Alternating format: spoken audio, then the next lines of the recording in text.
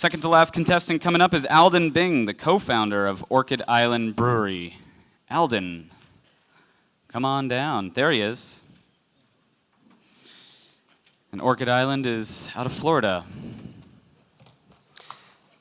If I can say before I start that public speaking causes anxiety, and I read this Big Wave article about how these surfers deal with anxiety before taking on a big wave, and I just want to give Chris and the guys from Brewbound props for doing this regularly. It takes a lot of guts, and you're doing a lot for the industry, so I appreciate that.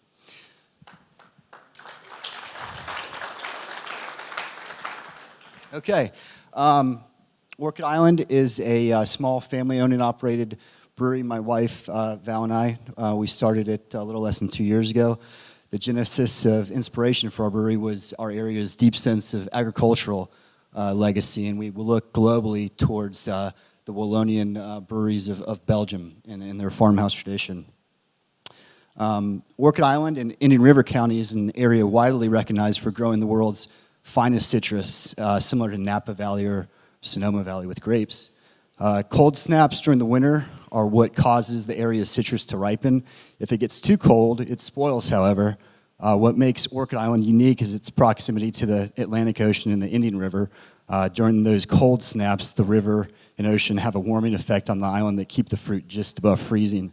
Our geography and our climate are factors that lend to a deep sense of terroir for our beers.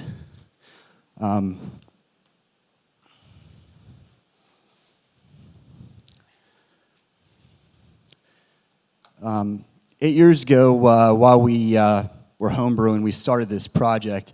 We discovered that when we sourced grapefruit from the island and used it in a double IPA we were brewing, that we sensed a relationship between the hops we were using in the grapefruit.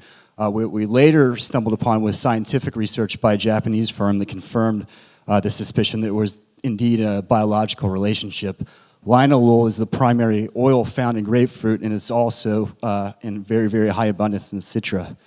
Our vision is to build out the industry's understanding of how citrus affects beer. We seek to establish a fifth standard of measurement. In 2013, Sean Hill and Michaela brewed a beer together, and they offered to define that standard as International Citrus Unit. We're also working with the Florida Department of Citrus and the University of Florida to help lend to that scientific understanding. A primary factor that we face as a challenge is our ability to economically source citrus oil. A collaboration we did with Green Flash, we very quickly learned or began questioning, okay, how do we do this on scale? Because it's a big jump.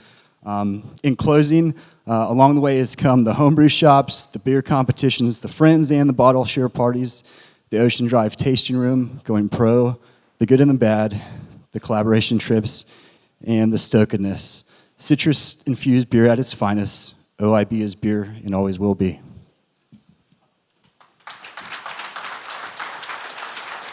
Stars.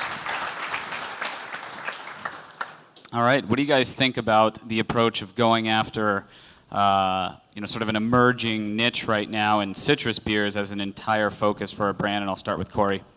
I don't have a problem with that. I think it's a good idea, especially where you're from. I do have a question about this. It has a saltiness to it that I don't know if you intend it to be there or if it comes from the water. I'm kind of curious as to, has anyone else noticed it? Yeah, that's a good question. The technology we use comes from Australia, and actually, Florida's not known for really high quality beer like Vermont or Colorado is. So we pull our what we do is we pull our water out of the air. We're about a block from the ocean, and we get a lot of sea breeze kicking in humidity, and the machines we use pull the humidity out of the air. It brings it. It's supposed to bring it down to a flat zero, so we start with a blank canvas, and then we add back salts and minerals. Most of what the salt you're tasting is probably because we replicate Burton, okay. And Burton's really heavy on salts. Okay. Luis, you know the Florida market well.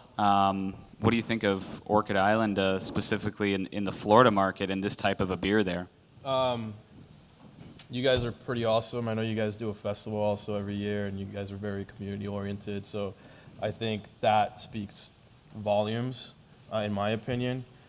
Dude, the beer does not drink like it's 8%. It's so good. Yeah, man, great job. Awesome. Grove to glass. Michael, is that something that really sticks with you?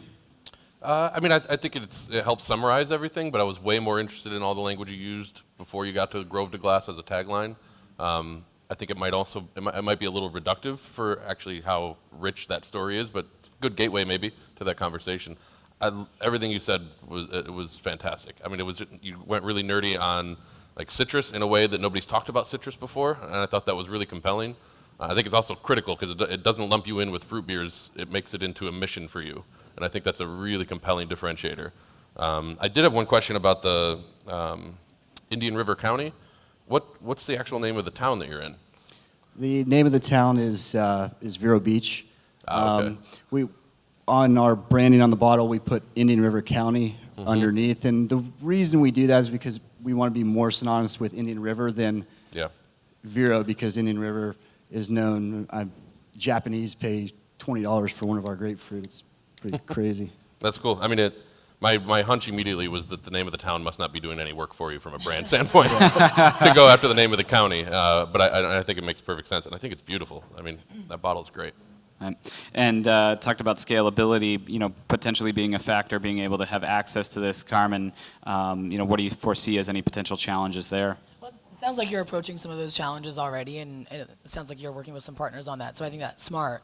I also think it's really smart that you're owning it. So the citrus thing, I think, do it or don't do it. I love that you're putting a stake in the ground and going after international citrus units. That's smart. I think that you can own that. But my caution would be to be all in or don't do it at all, because there's a lot of competition otherwise. Awesome. Nice job. Sure. Alden, cheers. Yeah, thank you.